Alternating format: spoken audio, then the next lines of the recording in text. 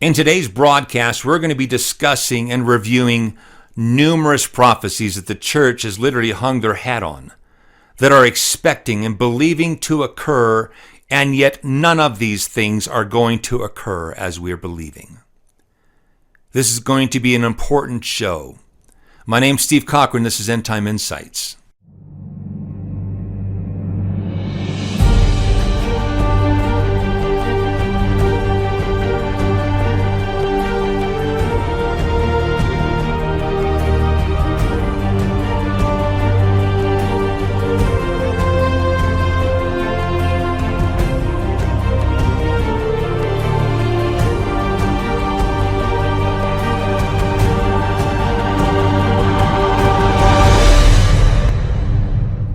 I've had people tell me, Steve, look, focus only on the truth.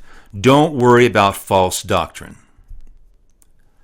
Folks, that would be really nice if the majority of the church hasn't had this already preached to them and they believe these things are going to occur. Let me explain what I mean by that. It's one thing to say what's going to occur. It's another thing to hold back or not tell you if you believe this is going to occur. And I don't warn you in telling you it's not going to happen. It's almost as bad as a person who's preaching the false doctrine. God shows you something's not going to happen and you happen to know otherwise, and they're thinking it's going to happen and you're saying it's not going to happen. You better tell them it's not going to happen. You're held accountable with what God shows you, folks. So here in this particular case, these things I'm going to show you, you're going to find out the majority of the church believe these things, are expecting these things to happen, and none of these things happen. People's faith are going to be so shaken it's not even going to be funny. Some people I'm going to show you, are going to lose faith. You're actually going to have people that you can't even get saved because they've had preachers, teachers teaching these things that are never going to happen, and yet unbelievers have heard they are. Hollywood's even picked up on some of the stuff and put it in their movies that these things are going to happen. So you got the unsaved as well as the saved believing these things are going to happen, and then they don't happen. Your faith is going to be shaken. If you think you're looking at a verse that says one thing and there's another interpretation behind it and it doesn't mean that at all, and you'll say, Steve, it means this. Look, it says this, and you haven't had anybody to show you otherwise. Wow. You're going to begin to question the Bible even. You're going to begin to question your faith. You might begin to look to something else completely. Because the verse says it right here. You're going to question the whole Bible. Now we're going to talk about that. Before I dive into this, I want to say, folks, this is not a ear-tickling ministry at all. I'm accountable to what I tell you. I'm accountable to what God gives me and what I give you. And I know what I'm about to do because the majority of these predictions and prophecies, I've already taught on them, the majority. Some I have not yet. The things that I haven't got a chance to yet, you're probably going to find is going to be in the graph. This will be explained with the exception of like one or two. Only one thing on this is not explained in this book. Only one. But I put things also on YouTube. In fact, I'll put the channel down below. On YouTube that I never have explained in this book. Some things are reserved for people that get the book. Some things you just need to go over to YouTube that I'll never say on television. There's a lot of details of things that are going on right now, that are happening right now that I talked about long ago that are in the book, but some things I've got on YouTube that I've explained in such detail, you that don't have YouTube or internet access, you're missing out on some things that are happening right now. For those of you that, as I'm about to say, you're going to find out, again, I've done mostly, these are been done on previous broadcasts. Please go to CochranMinistries.com. The upper right-hand corner of the screen, click on shows and look through these shows. You'll find that these teachings have probably already been discussed. But what I'm about to show you right now, without even explaining these things, it's almost like I'm going to say this won't happen, and yet you believe it's going to happen. That's going to ruin what a reputation I have. If you think otherwise, I know I got new viewers on here. Some people have been watching a couple weeks, some people a couple months. I know you've not seen all the shows.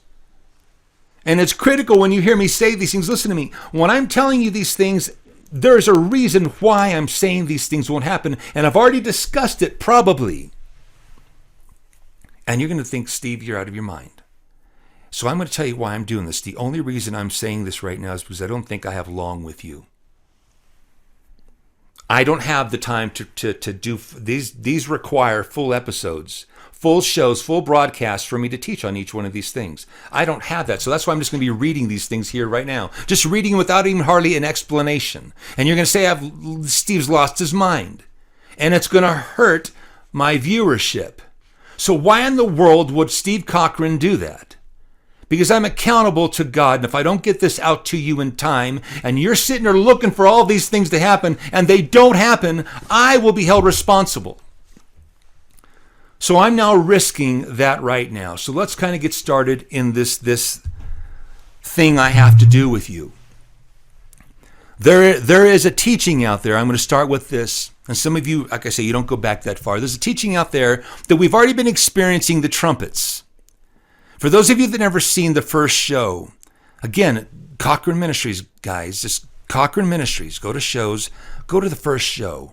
You'll see a teaching on the trumpets. This is a revelation that God gave me back about the age of 19 or 20 when I first got the graph. And he showed me how the trumpets actually work.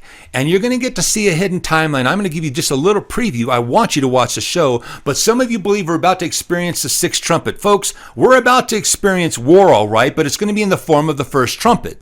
It's a 7-year period, folks, if you add it all up. And this timeline directly pertains to the trumpets as seen in Revelation, a very similar book to that of Daniel, right? I mean, in prophetic terminology, we have terms like a day, an hour, a time, and a year, and things like that.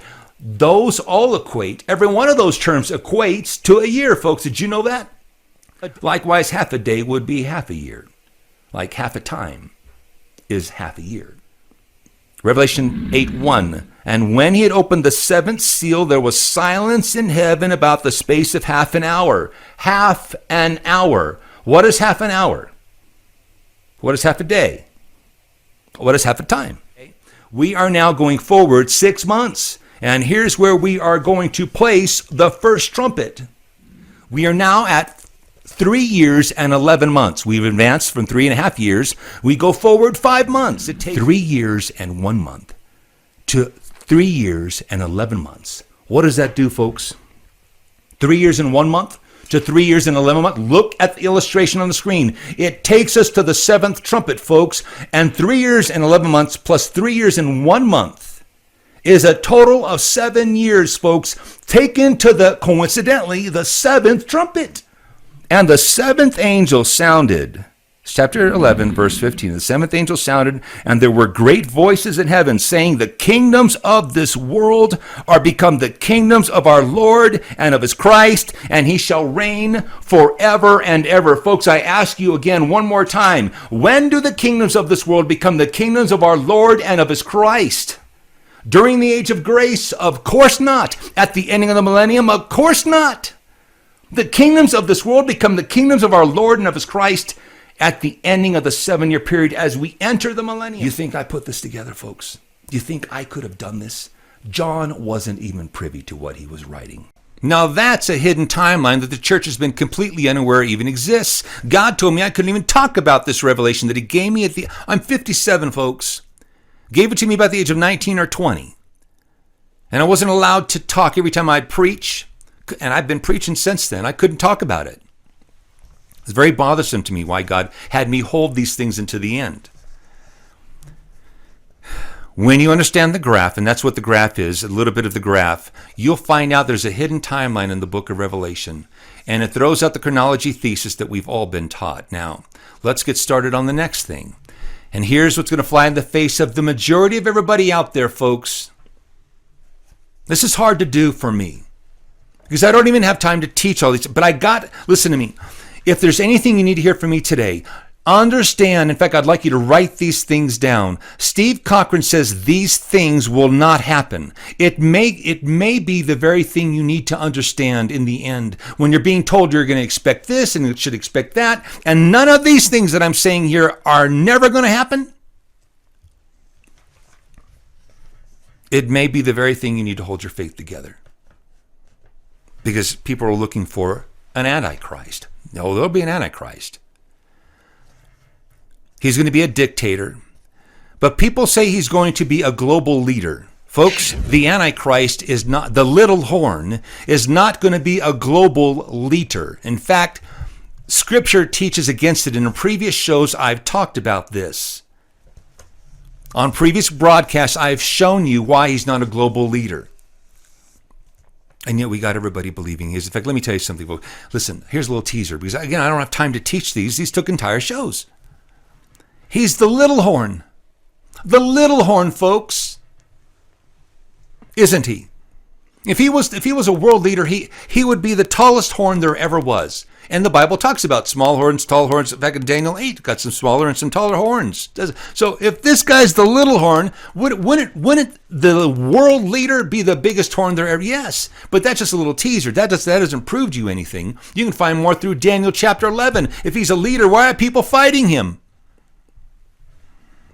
There's a lot to this I don't have time to describe, but let me show you how deep this gets.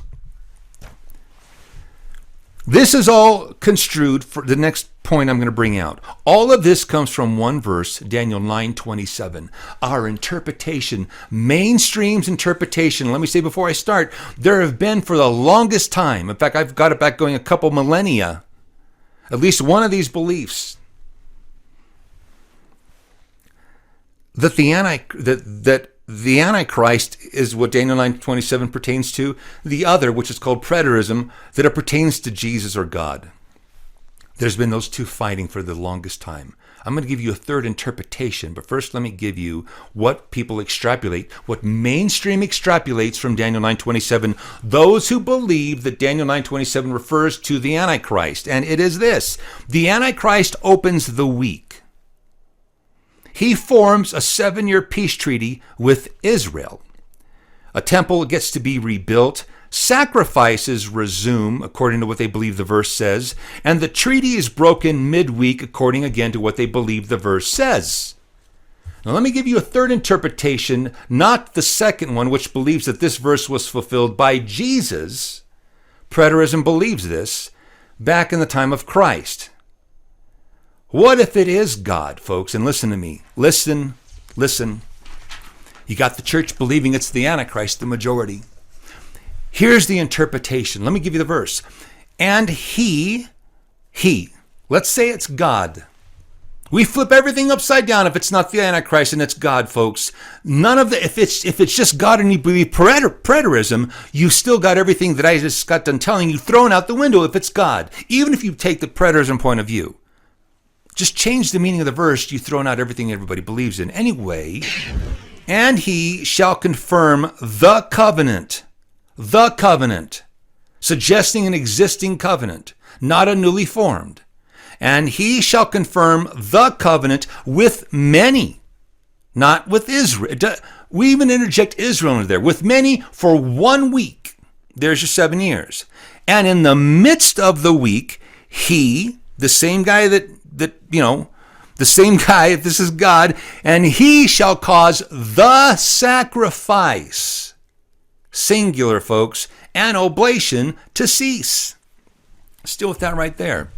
If this is God, he is confirming the covenant. He shall confirm the covenant with many for 1 week. And in the midst of the week, he shall cause the sacrifice, folks. Who is the sacrifice? We're not saying sacrifices. This is singular. Who's the sacrifice? And he shall cause the sacrifice to cease. Now, the difference I'm going to give you right here, because this is futuristic. Preterism says that was a sacrifice happening back then. No, I'm saying the sacrifice, this is yet to happen. And if you're talking a mid-trib rapture, he, God, shall cause the sacrifice to cease. And for the overspreading of abominations, listen to this. Not the abomination, folks. And for the overspreading of abominations. You think the Antichrist is going to cause, because of the overspreading of abominations, a treaty to be broken? No. And for the overspreading of abominations, widespread sin, he shall make it desolate. Talking about the sacrifice.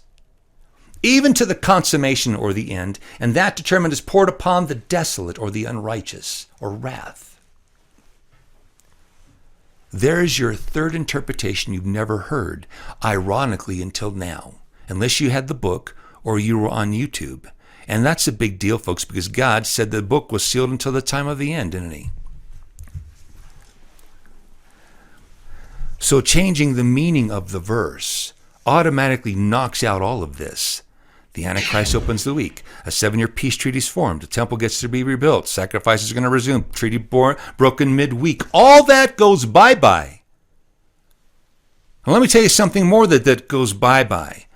You're going to hear it here. Steve Cochran saying this is not the Antichrist. Listen, Steve Cochran says the Antichrist does not open up the week, and I've shown you in previous broadcasts, he's one of the last things you're going to see according to Scripture. But there's something else that happens in here that people don't get. We are looking for a third temple. Now, I'm going to shock some of you, and I'm going to lose some of you, but I'm going to give you a little bit here because I don't have time to give all of it. Steve Cochran says there will never, ever, ever be a third temple. Ever. It is a misinterpretation, and I'm going to give it to you for what little time I got. You say, Steve, it says 2 Thessalonians chapter 2. Yes, I know. So he, as God, sitteth in the temple of God, showing himself that he is God. I know that. Folks, listen to me before I get started. Oh. Do you understand temple? I mean, it doesn't say third temple, but do you understand temple, sanctuary, church, depending on what era you come from, are all interchangeable? I showed you, listen to me for a minute. I showed you in broadcast 26 just a little bit ago. I wish you'd see it, the religion behind the beast, didn't I? I had to breeze through that broadcast, and I showed you how Islam was the beast, or at least the religion behind the beast. I showed you how the Islamic State, every action they were doing, and they make no bones about it, was all biblical. What we were to expect from the little horn and the beast. And I pointed this out, folks. I was showing you how Islam, the Islamic State, was going in, and here's what they would do. Go back and watch the show. I was showing you news broadcasts on it. They would go in and they would take over a church and convert it. They'd strip it, and then they'd convert it over into a mosque. Do you remember that? What is that? You don't even. The implications of this is right in front of our face, folks. We got to see biblical events that are about to happen, a taste of happening in front of us. So they go in and they take over a church and convert it into a mosque. And then, if they didn't like the church, they blow it up. They were blowing up shrines and monuments and eradicating every form of all memorabilia, everything, all traces of history of Christianity. Do you remember this? Watch the broadcast. This is what the Islamic State was doing, and this was their intentions. Literal genocide. Literally convert or die. What's my point? We were getting to witness what the abomination of desolation was or will be. The abomination is when you take over a church, a God-given church, and convert it into a mosque and somehow declare that that's yours when they were God-given, some cases miraculously. An abomination setting up a mosque and a church. And then the rest blowing them up or eradicating eradication. Devastation, which is what desolation means. We were getting to witness the abomination of desolation. The abomination converting a church into a mosque. Desolation. It's going to happen, folks, of the eradication of churches and all forms, genocide of Christianity. Now, I know some of you saying, Steve, wasn't the abomination of desolation when the Antichrist is said? So we've been told the Antichrist is when he sits in the temple of God showing himself that he is God. That's the abomination, folks. That's going to be an abomination, all right? But that's not the desolation.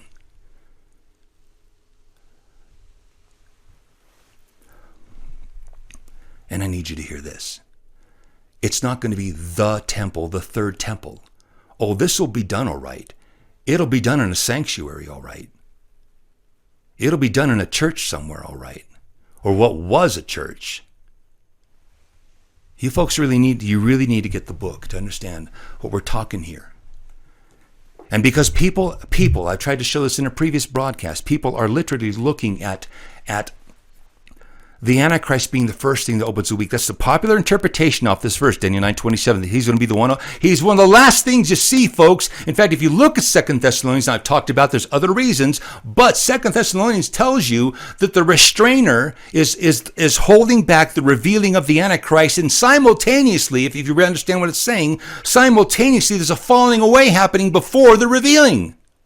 I'm telling you the reason there's a falling away is because there's not a revealing happening where everybody's expecting. In part. I hope you got that. The restrainer's holding back the revealing, and there's a falling away happening simultaneously. And it's because everybody believed the verse meant this. It's going to be a one world government. Folks, even the Antichrist, you could find, was fighting. One world government. Jesus, what did Jesus say? There's going to be wars and rumors of wars. Before his return, wars and even rumors of nation rising against nation, kingdom against kingdom. Didn't he? Lawlessness would abound. Didn't he say that? Revelation chapter 6, his second seal is a great sword, and peace is stripped from the entire planet based on war. Daniel said there's going to be a time coming, a time of trouble that the world has never seen to that time. Where do we get our one world anything in the middle of war? It's a misunderstanding of Revelation chapter 13 is where we get it, but we only got 12 horns there, not the entire world, folks. It'd be like a couple hundred horns there if there was a whole world in agreement. No. Oh, they may want to take over the world. The religion behind it wants to conquer. Doesn't the Islamic State? Yes. I'm not saying the beast is the Islamic State, but you're going to find it's Islam. That's your religion. And this one world thing is unscriptural. They're going to find chaos and fighting. You're already getting the seeds going on right now. And I've told you before, America's going to fall into civil war. You got to see in show 26, you also got to see the church believes, the much of the church believes the mark is the microchip. And folks, the Greek doesn't have anything to do with chip, implant, skin, none of that. It's a badge of servitude. I had to breeze through that in show 26. If you haven't seen show 26, you really need to watch that. But the church has embraced the mark as the microchip. And it's never, ever going to happen. In fact, in America, the lights are going to go out. There's not going to be a grid, and that's going to happen soon. Show me how a microchip's going to work. When the light of a candle shall shine no more at all in thee. That's what Revelation chapter 18 gives us, or 17. Babylon. She's going to go dark, and a whole lot more. The sound of a millstone is going to be found no more at all in thee. There's not going to be any manufacturing. You're not going to go down to the store and buy. The merchants stop selling. I don't have time to get into it. People have looked and believed that Jerusalem, this is show 13, that Jerusalem is Babylon. And I showed in show 13 that it's not Babylon. In fact, it's an impossibility according to the scriptures that we have. It can't be. Showed on YouTube how it's not the Vatican, and people believe it's the Vatican. Again, impossibilities, folks. You really need to go to YouTube or watch show 13, those of you that believe that Babylon is either Jerusalem or the Vatican, and it's neither. We're looking for a pre-trib rapture, and this is going to be a major letdown by people who have even believed in pre-trib. It's funny. I brought in a prophet on my channel on the station, and I was showing you that the man was caught out of his body for 3.5 hours. 3.5 hours. I used to go to his church. He believed in pre-trib, but preached pre-trib, but he's giving this 3.5 hour encounter where he knew during this time he saw the end of the world, that the church was existing. He even knew they were there at one part. It was funny. I'd hear him preach pre-trib, but I'm thinking in the back of my head, guy, you're preaching a mid-trib rapture. And he didn't understand how to rectify it. There's a guy right now having dreams called Dana Coverstone. Many people have heard of the man, Dana. And he believes pre-trib, but yet the things he's seeing, riots, chaos. I don't know how you rectify pre-trib, folks. But the point is, there's going to be so many people that are going to lose their faith because they believed in pre-trib. Bad things are about to happen. The two witnesses are two individuals. I did in show number 23, I think it is. The two witnesses are not two individuals. The two witnesses, these are also the two candlesticks and the two olive trees, which stand before the God of the earth. What is a candlestick? What is an olive tree? That's what the two witnesses are. Not two individuals breathing fire, yet we have people looking for two people to do this. Steve Cochran says the two witnesses are not two individuals. Write these things down, folks. They're never going to happen. These things aren't going to happen. Don't put your faith in a pre-trib rapture.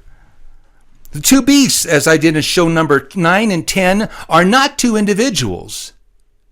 That it's the Antichrist and the false prophet, two different guys. Folks, what's a beast? It took me 2 shows to explain this. So I'm not going to explain. I'm just telling you what's a beast. Many of you know what a beast is. It's a kingdom. And I showed you how no guy exists in either.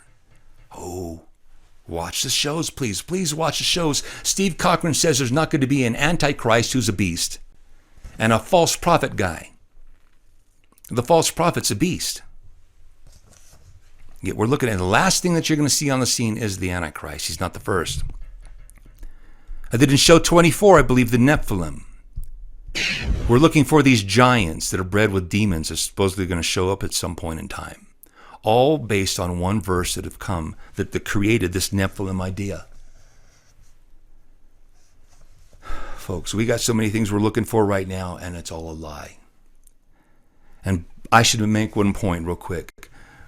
I prophesied before it ever happened, before UN Resolution 2334 was ever mentioned, that Jerusalem was going to be destroyed. The homes were going to be pillaged, women and kids raped, men killed, and that there would be no third temple. In fact, God told me that the U.S. Embassy was going to be overthrown, laid waste and desolate, void of all personnel. Months later, after I put that on YouTube, Obama got the UN to get together and create UN Resolution 2334, which the vote was then unanimous because we didn't veto it.